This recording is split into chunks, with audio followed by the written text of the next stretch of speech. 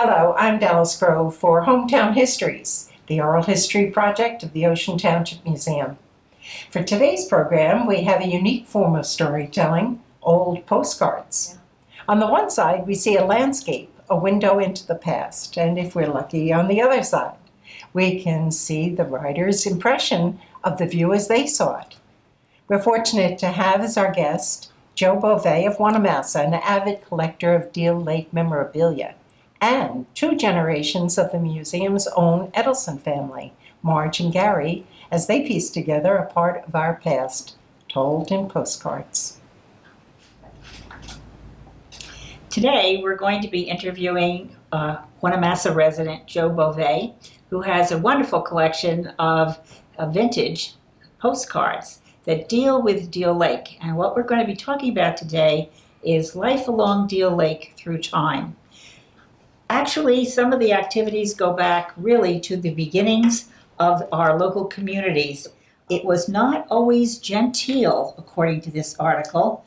According to Helen Pike, historian about Asbury Park, founder James Bradley warned parents to read between the lines and not let girls go boating there at night. In 1927, 15 speedboaters with unmuffled engines were chased down and hauled into city court for disturbing residents and swans. Unrepentant, they headed to Interlake side, where the New York Times said the judge and police chief were speedboat fans. This photo dates to about 1911. So Deal Lake, then, was a hub of activity in the early days, much more than we see today. And in that photograph, you'll notice the dress, which was early 1900s. But we also have other activities that were going along Deal Lake. I'll ask Joe to share with us some of the activities that he has here on the postcards. You know, postcards are like looking through an old family album. And if you have no point of reference, you're looking at all these old photographs and wondering just who these people are. You know, how do they fit into the family puzzle? And postcards are like that, and they help to fill in the missing parts of what was once going on in our neighborhood that is no longer going on, or going on in a different way. And it's so interesting in many different ways. Usually you have a pictorial on the front of the postcard that gives you an image. Hopefully the caption on the postcard is correct. Sometimes it's not, so you have to make your way through some sort of misinformation as well. Another interesting thing is the reverse side of the card. Usually you have a stamp, although not always. Some are not posted. Some were maybe put in an envelope and didn't require a stamp on them exactly. That's very interesting. Another thing that I found interesting is a different nature of the times.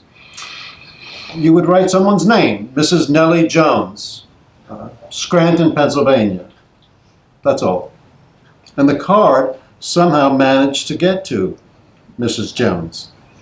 And I think, Marge, you were talking when we were kibitzing earlier about a postal that was sent, I think, to you that had an incorrect house number that was just 2 doors down from you, and the postman or the post lady, the letter carrier to be neutral, sent it back because it was undeliverable. But you think back then, a simple name and a city or town was all you needed, and it got where it was going. And it was a great way of communicating with people. You know, it was relatively inexpensive. Most of these are penny postcards, and I'm not sure if that refers to the stamp that you needed to send it, or... Originally it was, yeah. Originally it was a 1-cent Right. postcard stamp, and then in the early part of the 20th century, it raised it to 2 cents. Right, and some had a notation if you're sending it out of the country, they would require additional postage, you know. So that, all those things are interesting. But locally, to get back to Deal Lake, it's, for example, this card I'm looking at now shows the Sunset Avenue Bridge that replaced the wooden bridge that was the original bridge. And now this bridge has just recently been demolished and replaced by a new bridge. Now, the postal on this is 1938, and it features the bridge and Dr. Bound's house is clearly evident in the photograph. A similar one that shows the same bridge and Dr. Bound's house, but also some of the foreground shows Sunset Landing, a very popular breakfast and Yes. lunch eatery that's still there. Still there. And they used to rent boats there as well. And one of the interesting things about renting boats, boat rentals took place practically up and down the lake, especially in Asbury Park. There were boat liveries all over. Allenhurst as well, Loch Arbor, I think Loch Arbor, or maybe it was on the other side On of the the other side, lake. yes. But they were many in number. Yeah. And the amount of boats on the lake were incredible. This is a card showing, it says here the inscription, a Deal Lake from the bridge, meaning the bridge that goes from Allenhurst to Asbury Park. And there's a boat livery right from that bridge and right off that bridge. And you can see in the distance another flag and another boat livery. And this was, unfortunately, some of the postal marks are not great. Everything you can see clearly, where it was posted from, maybe the month and the day, but the year is a little bit elusive. I'd say this looks like 1907. And another interesting fact is the older postcards, on the back, there was no space for writing a message. Right. It was just for the address exclusively. They call that an undivided back. And you had to, if you're going to write something, and many people didn't write much, to be quite honest, but in this case, they wrote a little note on the front. Sometimes when they felt that was inadequate, they wrote over the entire picture, which makes it interesting too. But there were many, many boat liveries, and you can see as time went by, each succeeding picture here is, the boat liveries are larger, and the number of boats is greater. And this, we will show, this is a artist's rendering of what the Waters Brothers boat livery was intended to look like. It's a two-story structure with canoes and launches. Did it ever get that? Yes. And exactly, that's the same thing that I thought. Did this pipe dream ever happen? And here's another card that shows a boat landing, Deal Lake, Asbury Park, and it's the Water Brothers boat livery, and it is 2 stories. 2 stories, launches all over the place. Incredible. Especially, Marge, as you said, nowadays, of late, I'd say the past 2, maybe 3 years, maybe a little bit longer, you see a lot of kayaks on the lake. Yes. You see a lot of, what do they call those, stand-up paddle boards. Oh, yeah, right. Rowboats, of course. They were traditional. Not as many. It's a political football, as you read in that first statement that you made about the unmuffled motors on those speedboats. Even back then, it was a political football. And today there are many people that say, why do they have motor boats on Deal Lake? It's not a big enough lake to have those motorboats on, especially when fishermen come in. There's that launch in Asbury Park where fishermen can put their boats in. And normally they have very large motors, but they also have electric motors as well that they use. Yeah. And actually, according to the state Marine Police, anyone boating to the west of the railroad bridge should boat at a speed that does not create a wake. That does not happen exclusively. Obviously, if you're in a kayak or in a canoe, you're not going to create too much of a wake. But that's the state Marine Police ruling on that.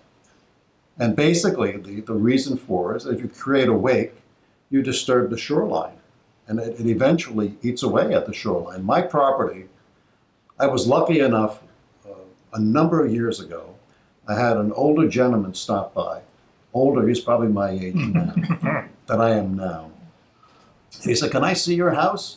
I said, well, sure. I used to live here when my grandmother owned this place in the summertime. So we invited him in. He looked around and said, everything's exactly the same.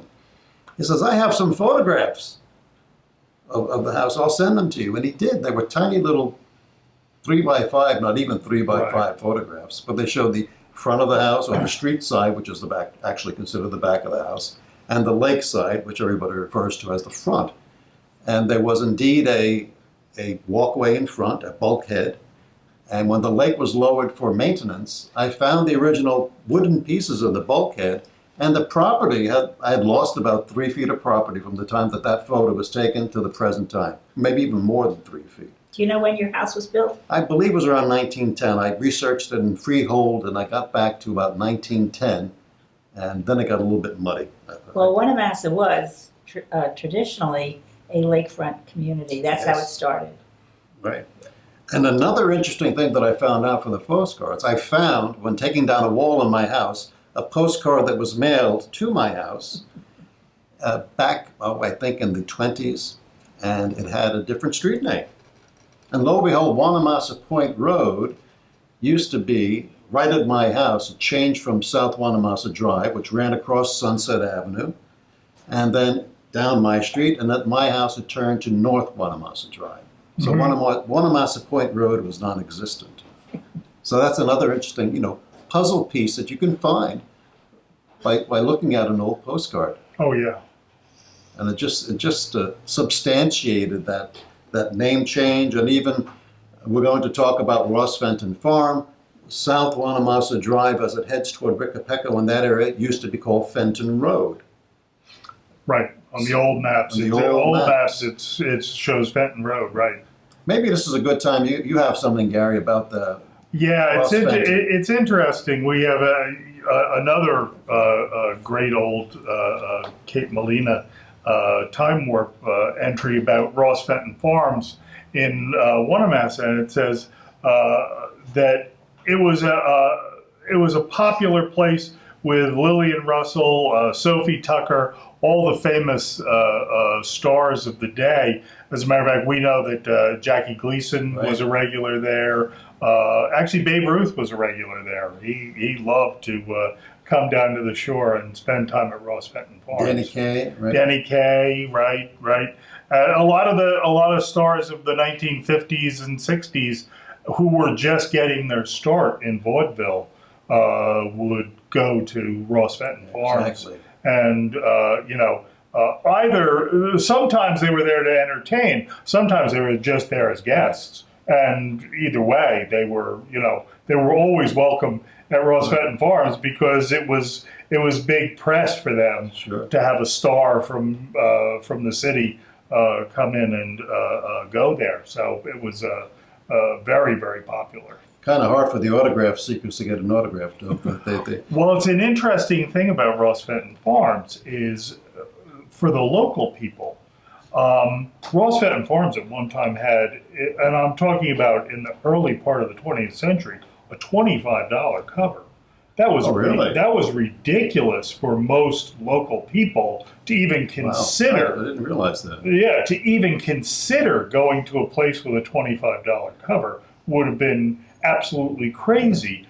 But what would happen is local people would get in their boats and they would row out into Deal Lake and sit on the lake and listen to the bands and listen to the music and things that were going on. So they weren't able to go and eat at Ross Fenton Farms, but they brought a picnic in their boat and they sat and they listened to the local music, and that way they got to listen to it. So it's an interesting way of handling it. Right. So it's fascinating that Wanamassa would be the setting for this Ross Fenton Farm, and that it would be a magnet to attracting all these big names, stars and political figures and sports figures and entertainers. Well, a friend of ours remembers going there as a young woman, and she said that she felt very much out of place because everyone was in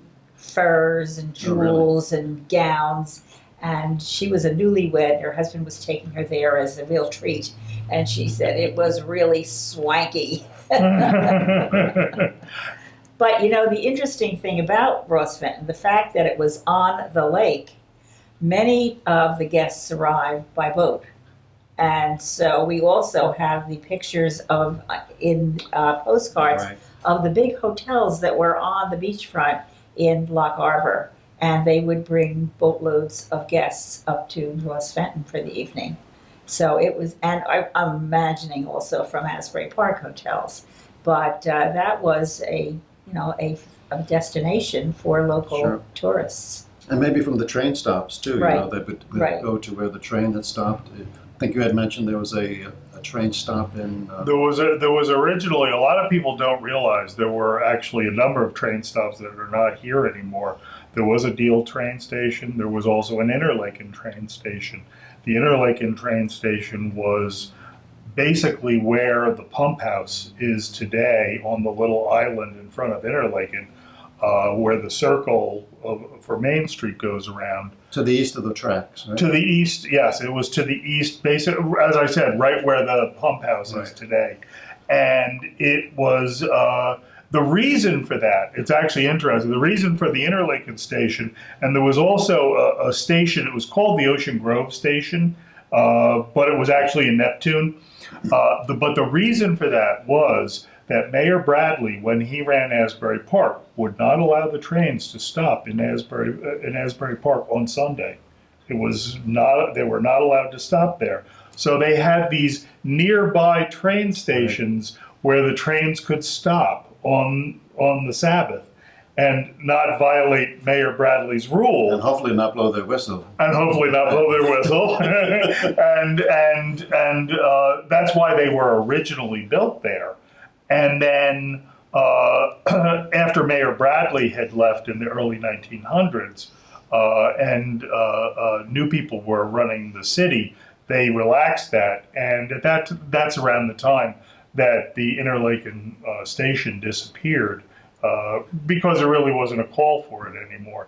But it's interesting in these postcards, some of them date back to the time period where the Interlaken station is there. Yes. And we have great photos of the old Interlaken train station. They're very good photos. Mhm. Very good Joe, photos. why don't you show us some of the photos of the action actually on the lake, like the canoe races and Okay. things like that? And this is incredible in that it shows just the number of people that would go out in boats to watch the canoe races. Right. You know, it was a big attraction. Obviously, that's not like today when there's so much pulling at our attention, so many options. Yeah. Here you're vacationing, obviously in the summertime, the spring, fall, perhaps, and that's what you're there for, to enjoy the outdoors. You're not there to go inside or go to the movies or go to. You have the distraction of there's TV. The distraction of TV, exactly. And people would clamor to go out to these things. This one is entitled Wish. This one, no, let me see. Watching the canoe races on Deal Lake, Asbury Park. And there's several. There's a black and white photograph and a color that you'll see that shows the number of boats out there. Just incredible. And these are mostly taking place in that area between Asbury Park and Loch Arbor and Allenhurst. And again, the number of boats. All I can see in these are canoes. I don't see any motor launches, although this later card, I think, Marge, you had mentioned this was originally Wortman's, which was one of the main ferry boat launch services that Yes. brought people to Fenton Farms. As a matter of fact, the long plank that you had to walk to get from the lake up to the property has a large sign that says Wortman's. Yeah. Yeah, there it is. Yes, this one shows the boat launch, and interesting enough, sometimes they're uncovered, Right. and I suppose in the summertime they had canopies on them to keep the people cooler. But it's very interesting, and this, Marge, I believe you said, is a newer version of the Wortmans, and it was a change in ownership at the time When too. we recall, it was owned by the Musto family. They ran that one that was up really probably at 8th Avenue. The others were gone as I remember them, but I remember that probably well into the 60s, that boat livery building. And my husband remembers there was a crescent on the roof. And I have a card from, actually was an ad for Wortman's, and they called it the Crescent boat livery. So that must So have been that- left from that time Right. period. But if you look at this, at the end of Deal Lake is a restaurant that I worked on while I was in college called Marine Grill. And at that time, it was owned by the Plasteris family. And the son, Basil Plasteris, was our busboy. He went on to own the Squire's Pub up in West really? Long Branch. So it was a that's a very restaurant interesting bit of... family, yes. Yeah, but we have a nice card that will show the interior of the Marine Grill. And it was appointed very beautifully. Oh, yeah. Yeah. Oh, it was a fine restaurant. There were tablecloths on the table and napkins, and of course the lobster tank in the lobby. Yes. You pick your own lobster, Right. kind of thing. And I believe that was built on the site of the old Asbury Park Fishing Club. Yes, I believe that was the original building, and that it became according to Kate Molina, one of those, I think it was 1939 that it became the restaurant. And it was there until the late 60s, I believe. Yes. Here we go. Yeah, they opened in 1934 in the former home of the Asbury Park Fishing Club. It overlooked the beach across from Deal Lake. Yeah. Leased as an officer's mess hall during World War II, it returned to civilian life in 1943 and served up seafood feasts until 1969. And that's an interesting part about the World War II. I believe it was the Berkeley Carteret was taken over by the Monterey. And the Monterey, taken over by the military for housing for, I don't know, officers or enlisted. I'm not quite sure what the... I know the Berkeley definitely had officers in it. That makes more sense, yeah. Yeah. I don't know whether the Monterey had enlisted men or officers, but they did both have people staying there. So They were all British.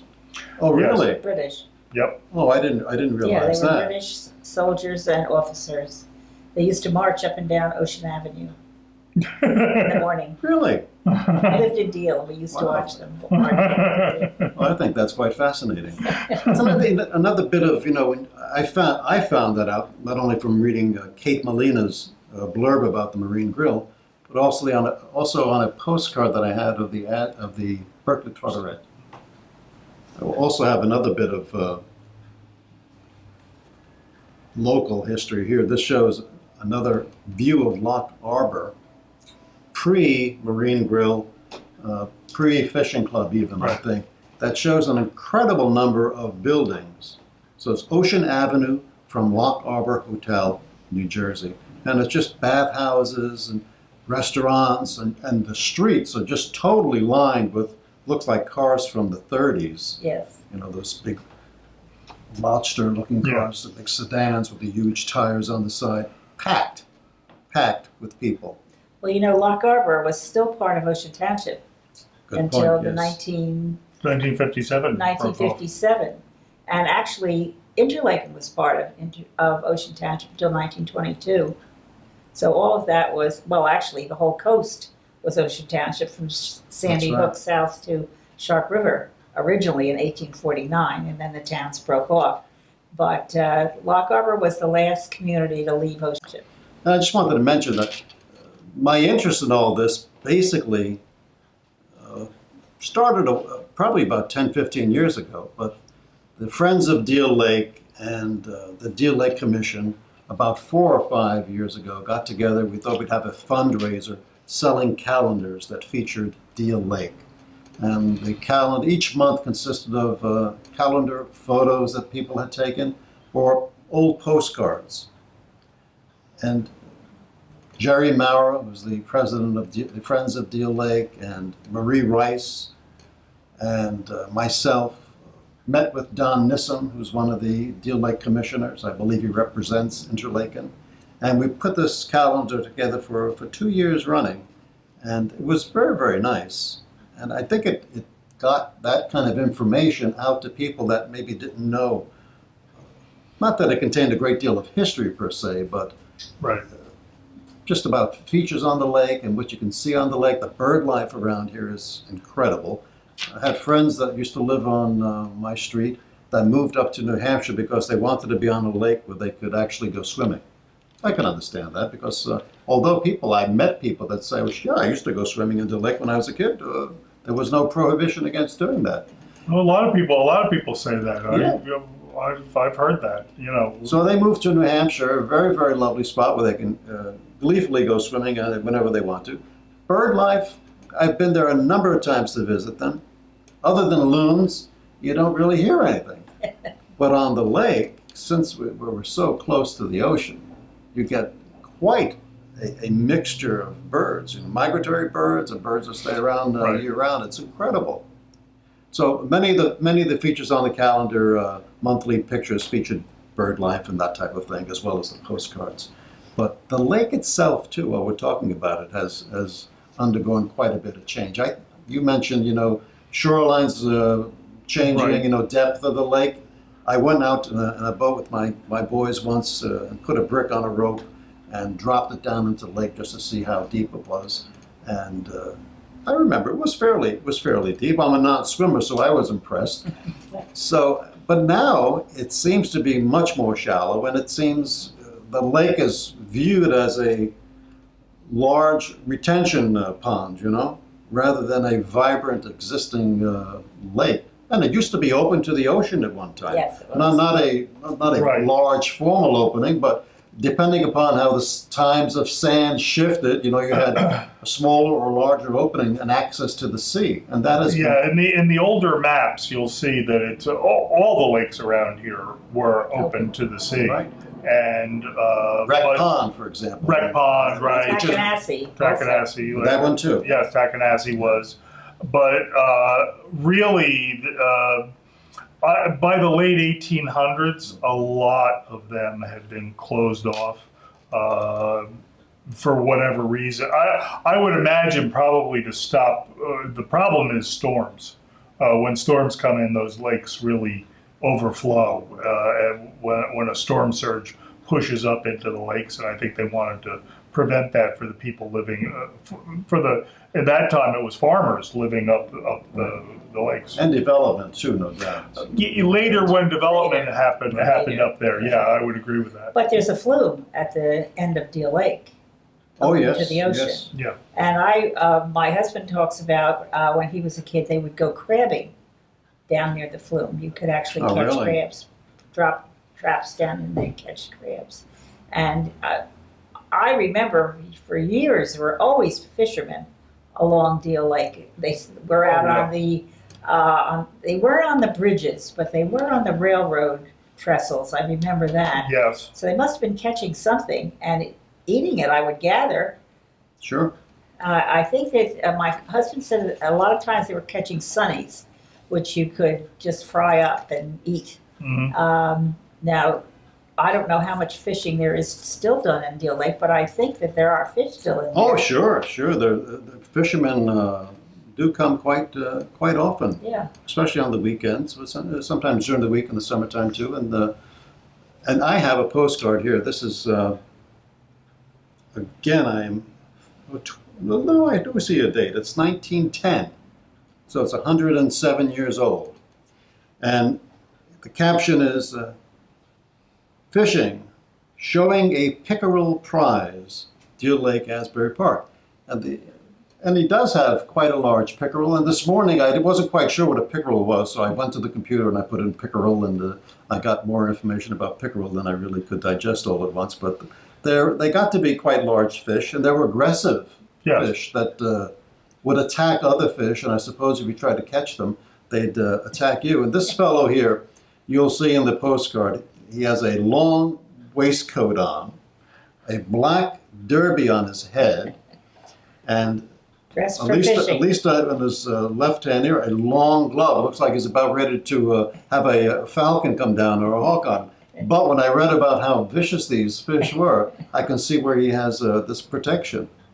And it's a great shot. I think it's an Allenhurst because I can see that little gazebo that's still there in Right. Allenhurst and the remnants of the Allenhurst Bridge. It's a great shot.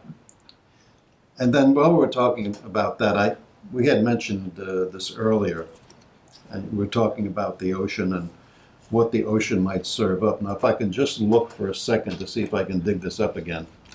I don't want to miss the opportunity. I have so many cards here that I think it's over here. This is about natural disasters that occurred. and it relates the story. If I can't find the exact car right at the moment, I'll tell you about it. Apparently there was a mishap at sea, and a boat carrying a load of lumber went aground, spilling all its contents onto the beach. And I think you had mentioned something about boating disasters and your mother having to have a can of kerosene at the back door. So when you went down to the beach and were covered with tar, perhaps from an oil spill or Well, something that was like that. it, as the after World War II, especially, so many boats were sunk by the Japanese or the German submarines off the Jersey coast that oil continued to, Sure. wash up along the sand, and you would often be, as you're walking along the sand, you'd also often walk on an oil glob, and it would be on your feet. And we used to call them tar balls. And then so when we came home, before we came in the house, you had to use the kerosene in the little jar and clean the tar off your feet before you walked in on the rugs. And the tar balls were still coming up in the 1960s. I remember as a kid being down at the beach, and they were still coming up there. We were always told stay away from them, but because they would make a mess. But I remember them on the beach. And definitely in Deal. I remember sometimes people find unexploded munitions as well. Well, recently in Lock Harbor, they had Lock Harbor beaches were closed for a couple of days while they were cleaning off what they found. Yes. Right. In the sands. Maybe when they were doing the beach replenishment, it brought up a lot of this. They think that's what happened, is that it sucked up some munitions that had been, because some of them may be from ships that sank, but also some of them after the war, the Army just took and dumped offshore. Oh, really? Yes. And this is something that doesn't pertain to what happened on the lake, but close to the lake. And I don't think many people know about it. Marge, I think you had some background information. Let me just read this. Another time warp from Kate Molina.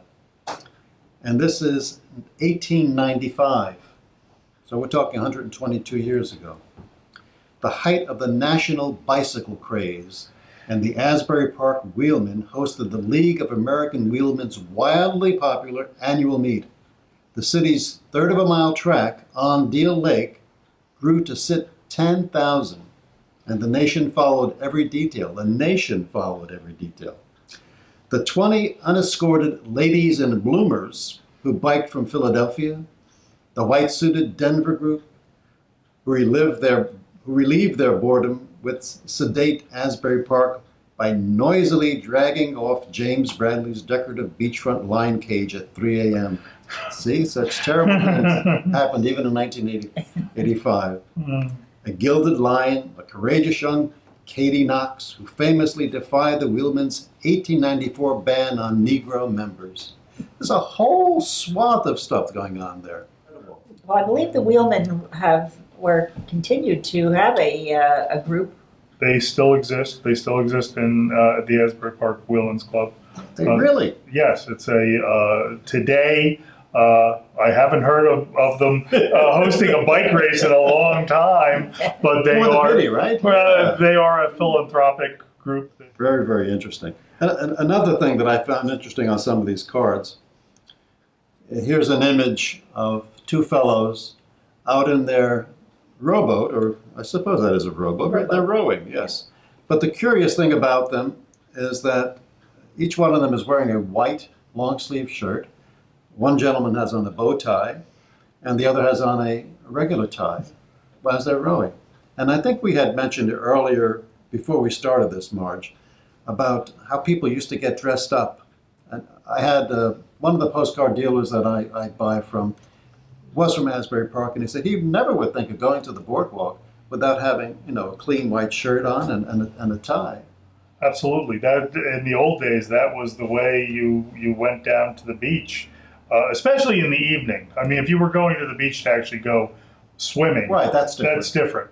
But if you were going down to the beach to go to a restaurant or to go to one of the activities, or you wanted to stop in and get some saltwater taffy over there, you were expected to be well dressed. Of course, you might be seen by somebody Might that be seen knows by you, and that someone would else. get back. Well, the other thing is, until very recently, it was against the law, I guess, to walk on the boardwalk with your bathing suit. Yes.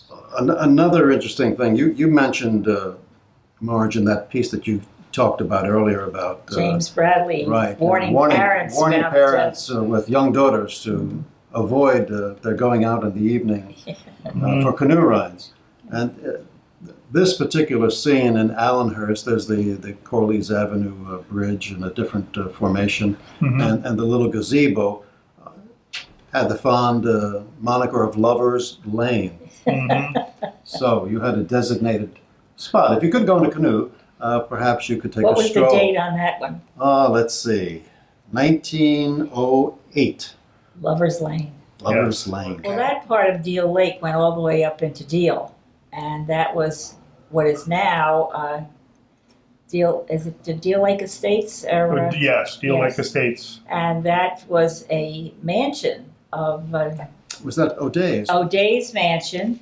You have a and great photo of that. I do, and he was part of Rockefeller's Standard Oil, and that's where he made his money.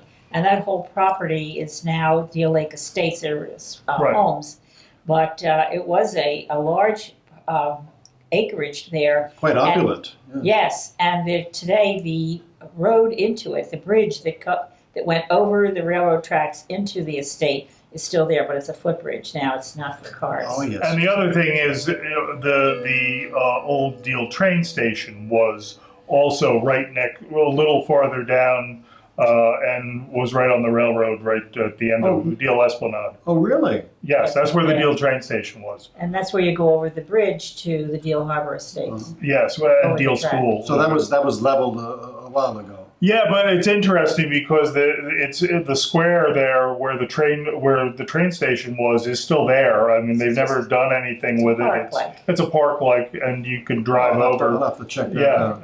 it's still there. It's but that's where the train station was, and a freight depot too. Yeah, you could pull off, and they used. There's a lumberyard nearby too, I think, isn't there? Or is it, No. is that The lumberyard is farther north. Well, there was one north, and the big one was in Asbury Park. Yes. Yeah. Right, the big one was in Asbury Park.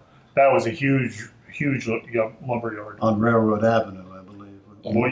Well, the old name of Memorial Drive was Railroad Avenue, Right. and that's It where was Smocks.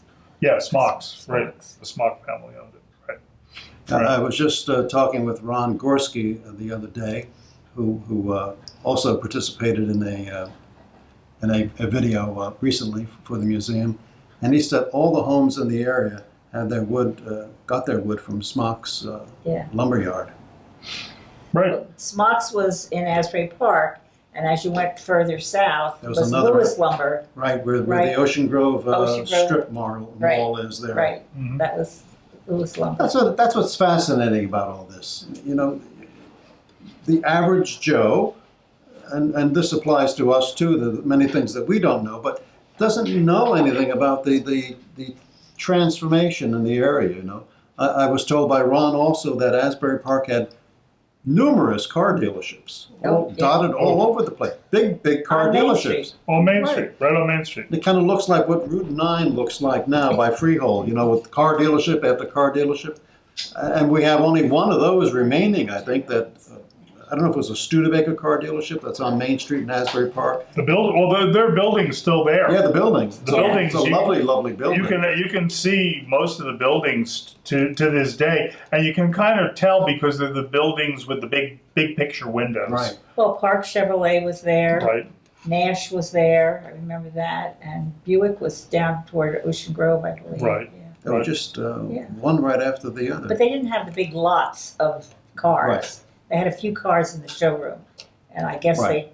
they Right. would order them. Right. When as the order came in. Yes. Right. In the old days, what they would do is you would place an order for the car, and they would have it shipped to you.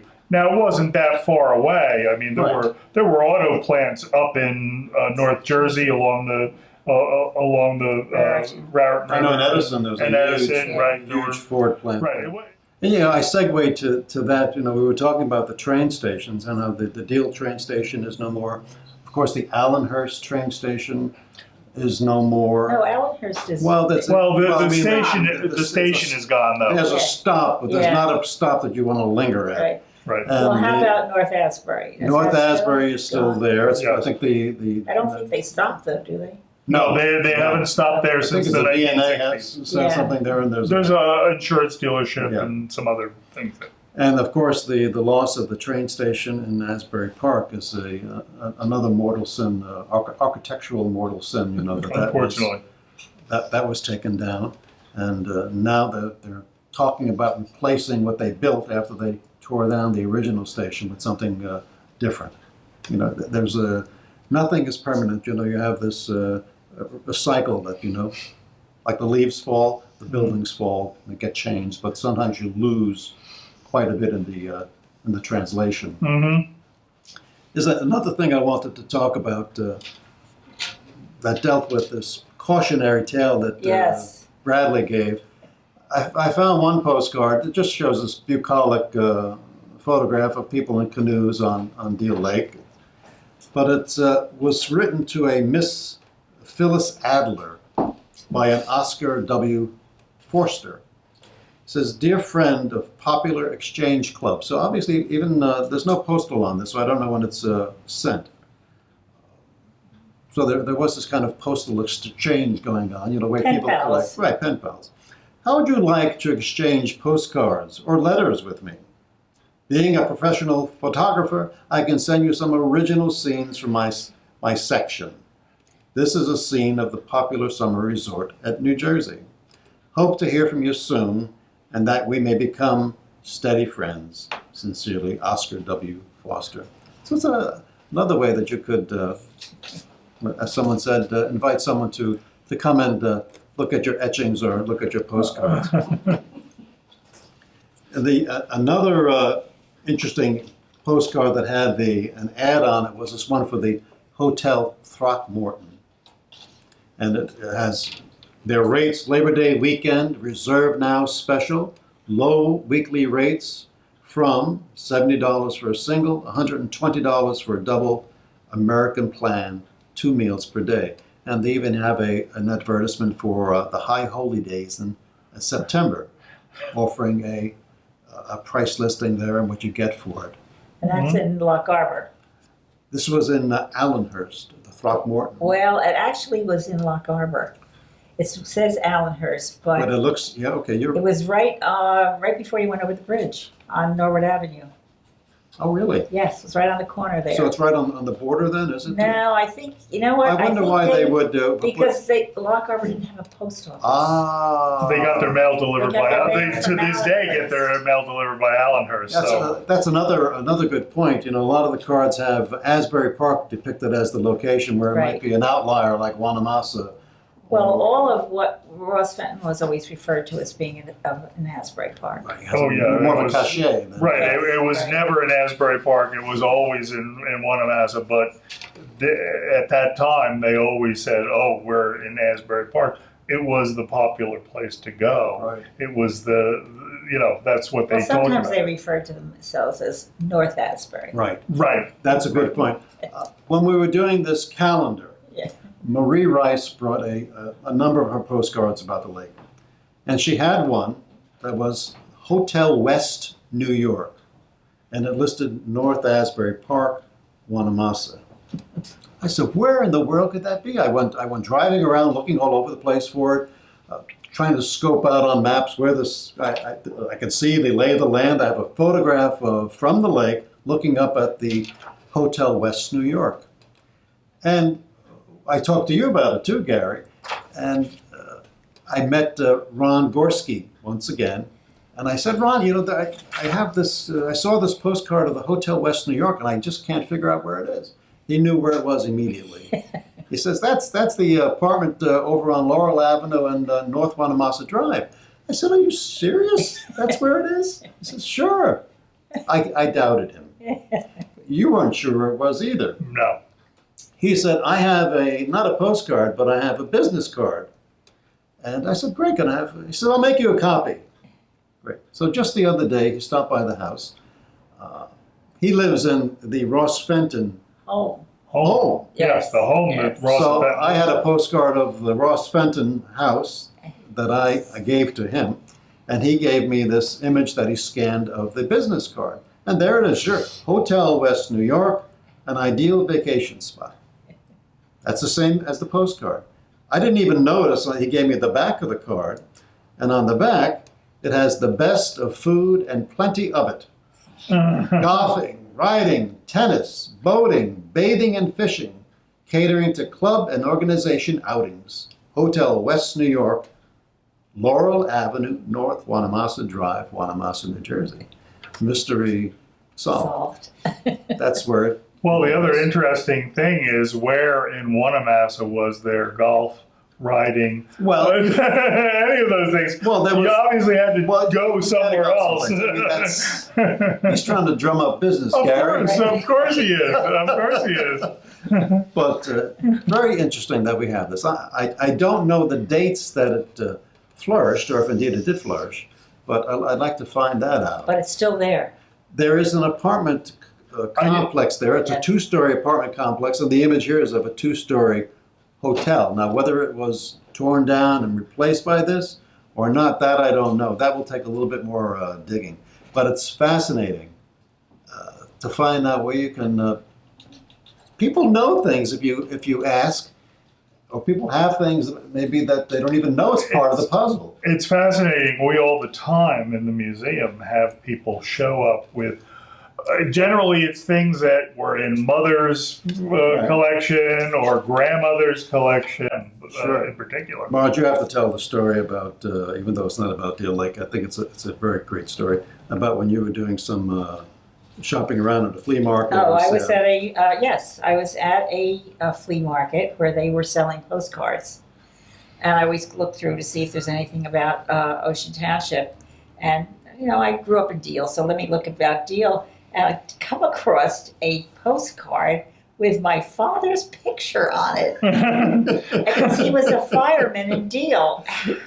And I said, how did you get this postcard, And they explained that there is a man that they pay to go around on pickup days in different communities and go through the trash and see if there's anything that they could resell. Uh-huh. And I guess someone was getting rid of old postcards, which happened to have the Deal Fire Company on it, and my father in Isn't that the fantastic? picture.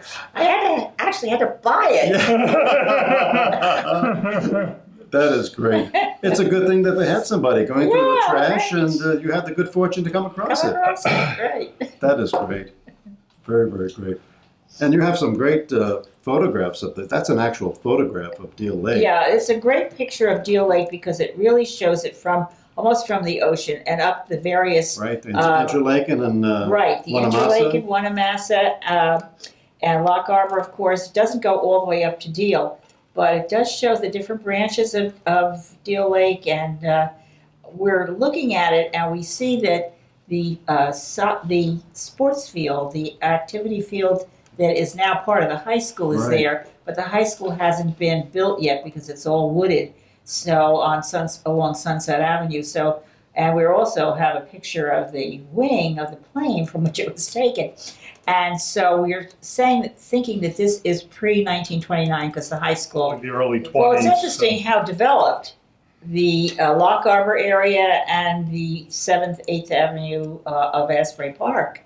So many homes. Right. And now that was put out by Wortman's, wasn't it's put it? out by, it's an ad. What does it say? Well, it says, compliments of Wortman's, the Crescent boat livery, most Oh, there you picturesque go. body of water at the Jersey coast, enjoyed by thousands of canoeists and others every year, wonderful skating in winter. Wow. And so it talks, they have 175 finely equipped canoes and rowboats. How many? 175. Wow. Says the average depth of Deal Lake is 3 feet. Yes, we were talking about that before we got started on this. I think he was averaging it out with some areas were the lake is maybe ankle depth. And Yeah. Right. But it's a great shot It is wonderful. of the whole area, and it just shows you the activity to have Right. that many boats and launches. Incredible. yes. And that was no overstatement of the number of people that enjoy the lake either. Well, I think before the television and all of those kinds of distractions, really, or forms of entertainment, people had to go out and enjoy nature and find activities to attend. Right. And it was a more communal time of life, really. People were getting together. Right. Instead of having dinner in front of the television. Yes, right. Well, that's quite a.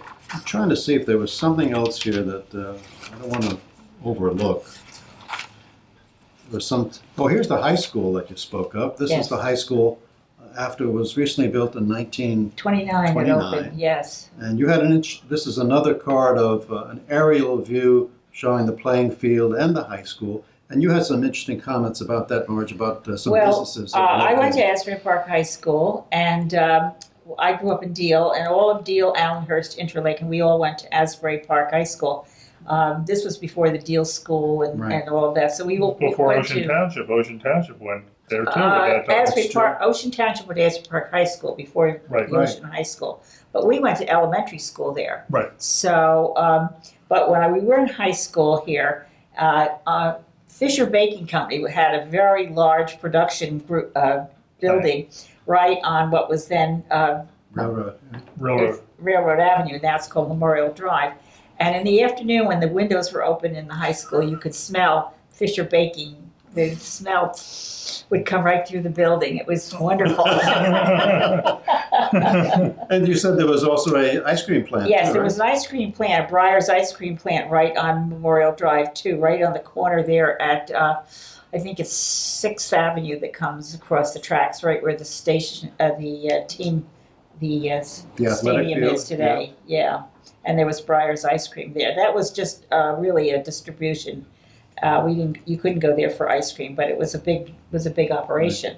But the Fisher Baking Company, anyone that went to Asbury Park High School remembers that smell.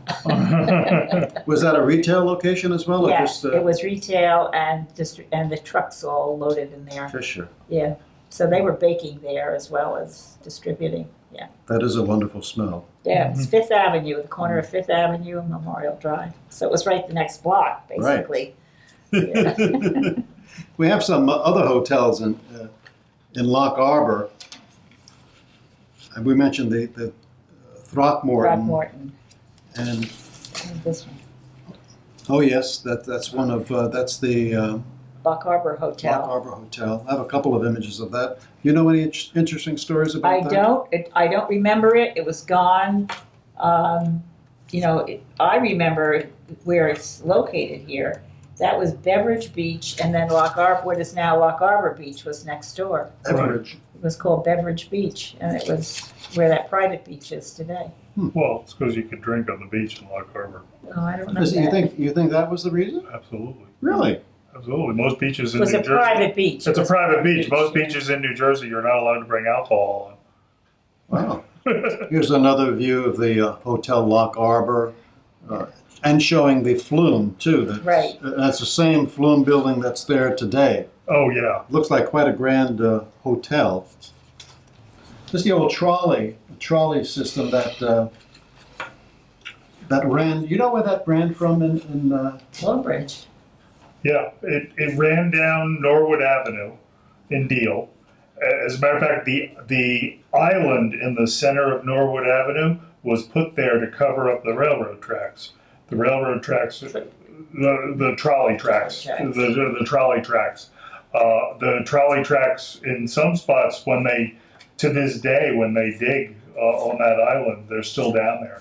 And then the reason that in front of Borough Hall in Deal is with the configuration that it is because the trolley then went over to Richmond Avenue and went down that way, and that's why Richmond Avenue is so wide. As a matter of fact, right now, if you drive down Richmond Avenue, the asphalt is starting to sink, and you can see the rails under the asphalt right now.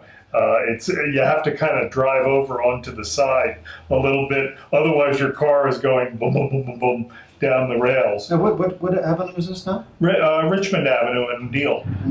It's the one that goes right up to the front of Borough Hall from the south, and then it would cut over. The buildings that today, or they're not anything today, but most recently were the JCP&L buildings in Allenhurst and Lock Harbor, were originally the trolley house for the trolleys, and that's where they parked them for the night. Oh, really? Or did service on them, and then they would pull them out, and then they went over the bridge into Asbury Park.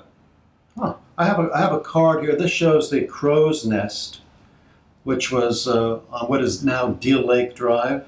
Yes. And it's a rather large structure that you had to walk up to, and to have the view that a crow would have from a nest. And you can see in this postal there is a trolley in the distance that's running. I guess that went down 8th Avenue and Yeah, what happened was once it got into across Sunset, right? Yeah, once it got into Sunset. Asbury Park, it went down to Cookman. Oh, It went down it went down Main Street yeah. to Cookman Avenue. Then it went over to what's Norwood when it goes into Asbury Park. Grand, and came up Grand, and then went over and up that way. That's the way the trolleys originally went around in Asbury Park. So it would go up that way, and then they could, once they got up to Main Street, they could either go back downtown or they could go over to the trolley house if they were going that way. So that's the way they would get over there. Interesting. Yeah, it was a fascinating thing, the way the trolleys worked. So, well, Joe, thanks for bringing in the documents for us to look at. These cards have been great. We really enjoyed looking at them, and it provides an interesting part of the story of the Deal Lake and the area around it, both Lock Harbor and Allenhurst and Ocean Township, Interlake, and Asbury. Right. Yeah. So I thank you enjoyed it very much. You're welcome. Thank you.